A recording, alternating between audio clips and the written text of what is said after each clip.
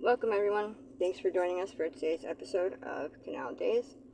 As always, I'm your host Carrie, along with my co-host, founder of Historical Tours of Greater Holyoke, Robert Como.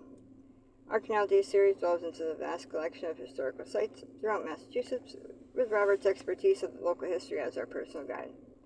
Each episode, we uncover history throughout local communities, highlighting the historic landmarks and uncovering their seminal significance.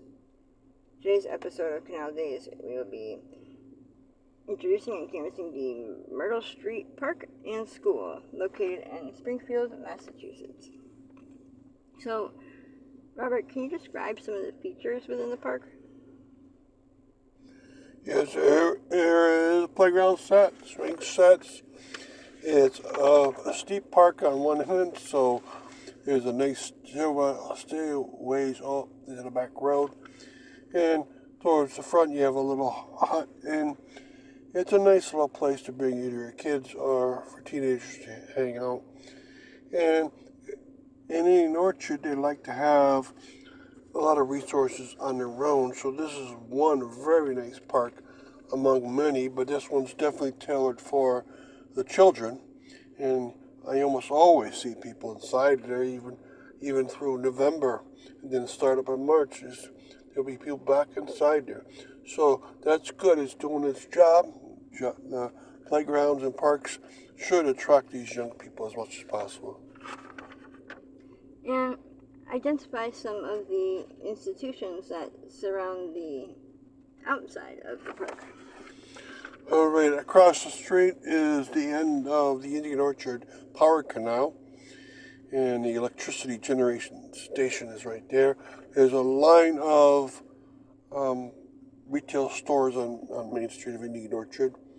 Towards the back, of course, is the Myrtle Street School, which we talk about, and then a lot more. And then up one of the other side streets, up and then towards the right is the Indian Orchard Branch Library, which is a wonderful place. The architectural values of that place are gorgeous, both inside and outside. So there's a lot to do in Indian Orchard if you want to, especially for young children, and that's the way it should be. There used to be a lot of functional churches around, not as much as that anymore. And stick around, we'll be right back after this quick announcement. Are you fascinated by local history and eager to investigate the obscure treasures off the beaten path throughout the state of Massachusetts? Or maybe just seeking an unforgettable cultural activity for family and friends to enjoy? Look no further than Historical Tours of Greater Holyoke, founded by Robert Como. With over a decade of experience, Robert offers captivating tours and presentations of historic sites and landmarks throughout the state. Whether you're interested in canals, cemeteries, charming churches, or more, Robert's tours provide a unique and enriching experience for all. And that's not it. You can also schedule private tours tailored to your interests, ensuring a personalized adventure and unforgettable memories. Perfect for families or groups of all sizes, making for an exciting hands-on learning experience that brings history to life. Simply visit holyokecanaltour.org or email bobcat4214 capital B at yahoo.com to book your private tour today. So, getting back to our episode on the Myrtle Street Park and School in Springfield, Massachusetts. Chronicle the dates when the Myrtle Street School was first established.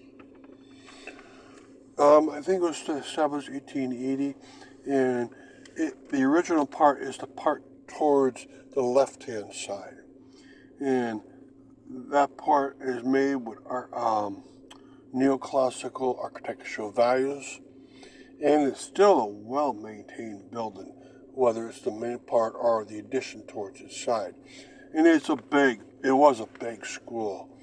It probably housed all of the kindergarten up to 8th graders of the Indian Orchard. It's that big. It's been changed into a residential location now, and so it houses a lot of people, and it's still quite gorgeous. You can tell they fixed it up very nicely inside, and the outside landscape is also very nice. So that school is a prized gem of the Indian Orchard, one of the best, are close to the very top of all the architectural styles within the Indian Orchard itself. And define the state of the school today and what it has become.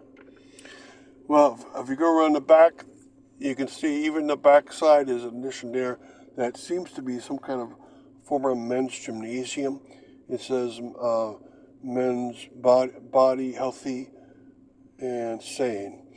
And it probably was an addition, it probably was a gymnastic addition to the back of the school.